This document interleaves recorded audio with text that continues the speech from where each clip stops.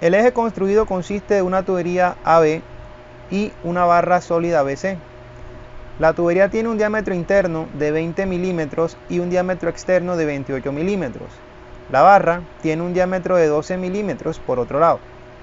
Determine el esfuerzo normal promedio en los puntos D y en el punto E y represente el esfuerzo en un elemento de volumen localizado en cada uno de estos puntos. Bueno, vamos a resolver este problema acudiendo a los conceptos de esfuerzo normal.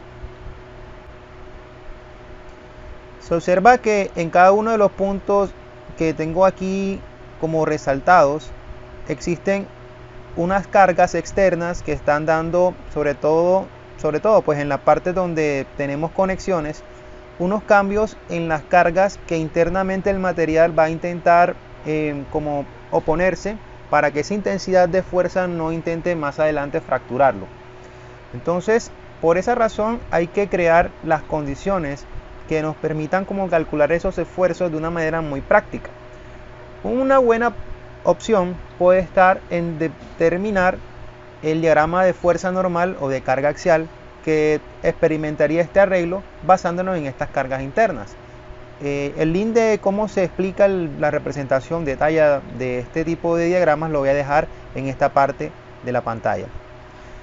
Por otro lado, digamos que podemos hacerlo brevemente en esta sección, considerando que en el punto A vamos a trazar unas líneas que vayan directamente perpendiculares al eje longitudinal de este miembro.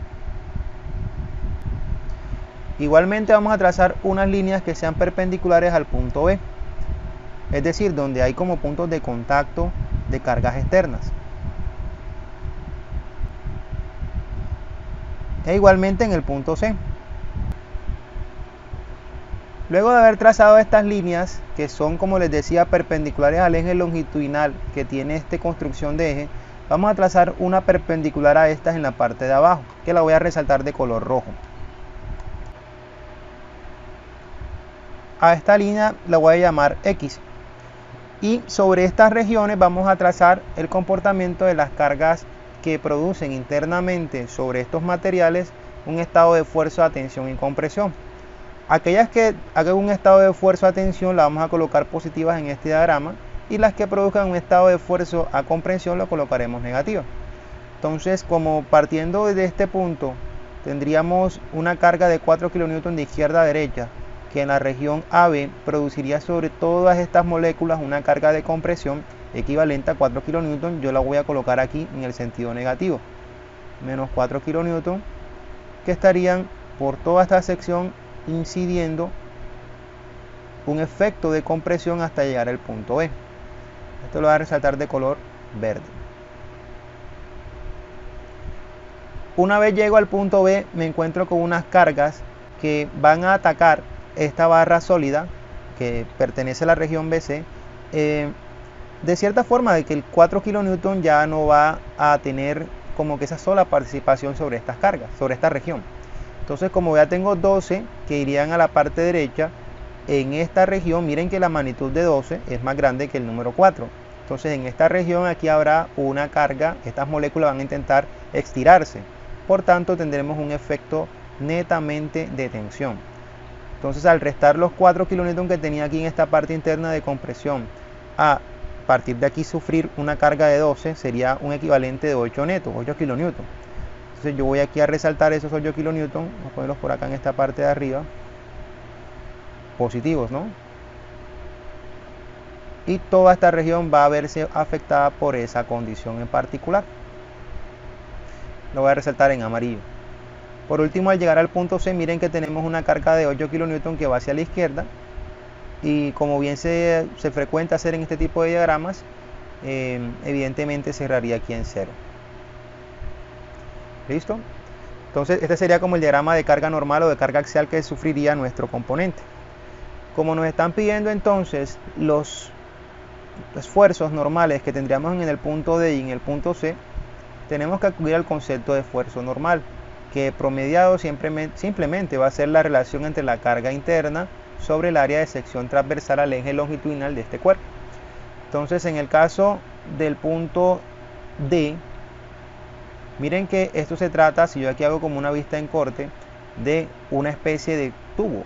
Los tubos son miembros que en la ingeniería se caracterizan porque tienen un área hueca, que en este caso es circular.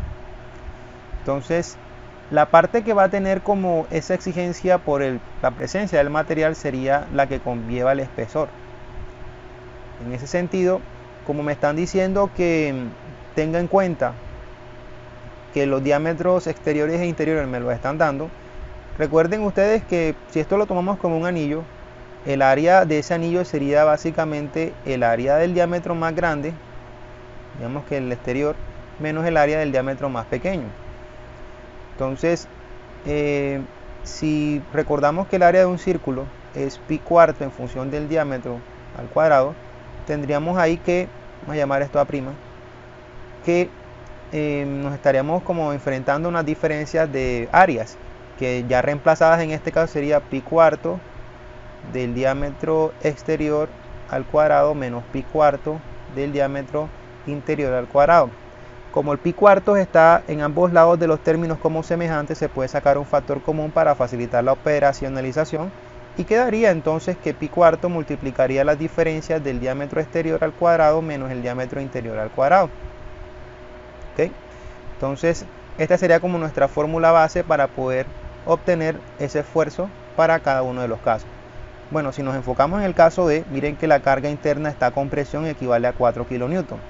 Entonces, así las cosas, tendríamos aquí que el resultado para la carga en D, vamos a ponerlo por acá, sería el siguiente.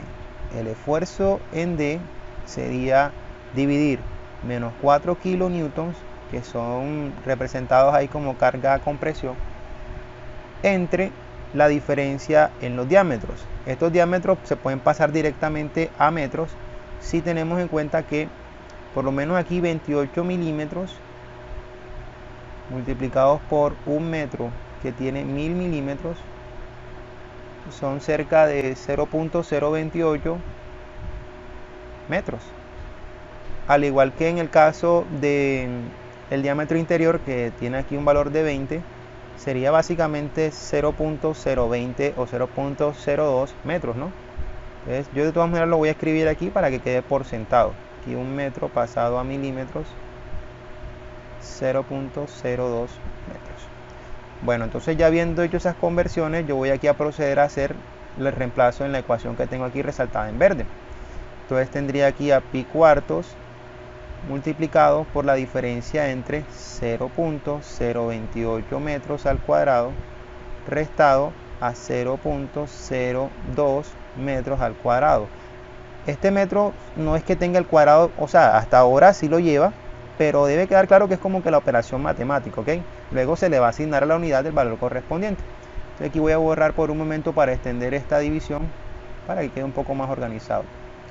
Al hacer estos cálculos, queda que aproximadamente el resultado es igual a 13.3 megapascales por el lado del esfuerzo en D.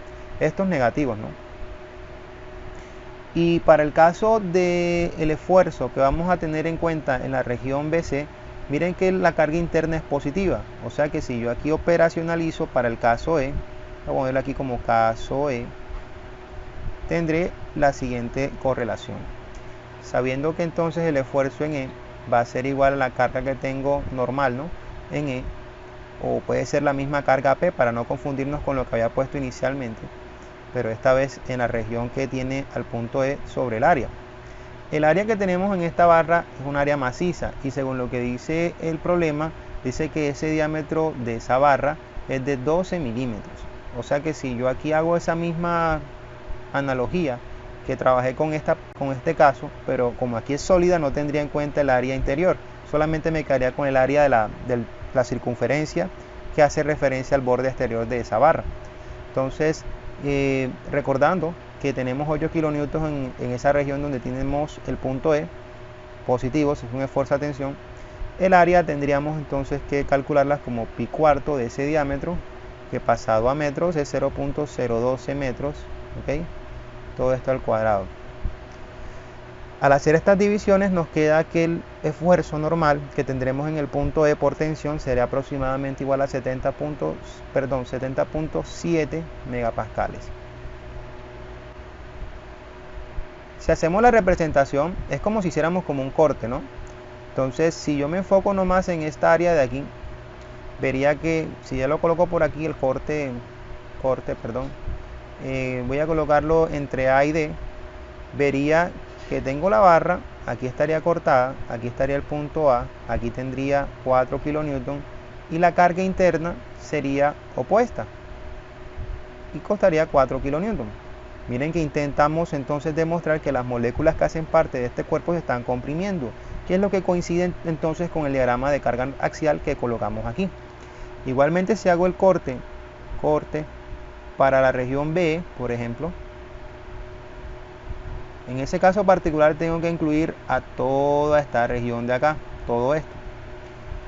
Entonces, o no, ya como tengo este valor acá externo, puedo incluso colocar, hacer esa alusión a enfocarme nada más en el corte de C, para hacerlo más sencillo de comprender, porque igual va a dar lo mismo, ¿no?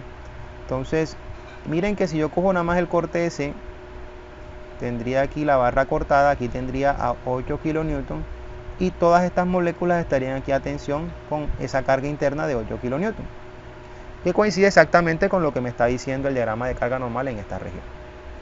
Y es de esa manera entonces como representamos un cálculo de unos esfuerzos normales en unos puntos específicos de un problema, teniendo en cuenta los diámetros, precisamente las cargas externas, un diagrama de carga axial y el concepto de esfuerzo normal.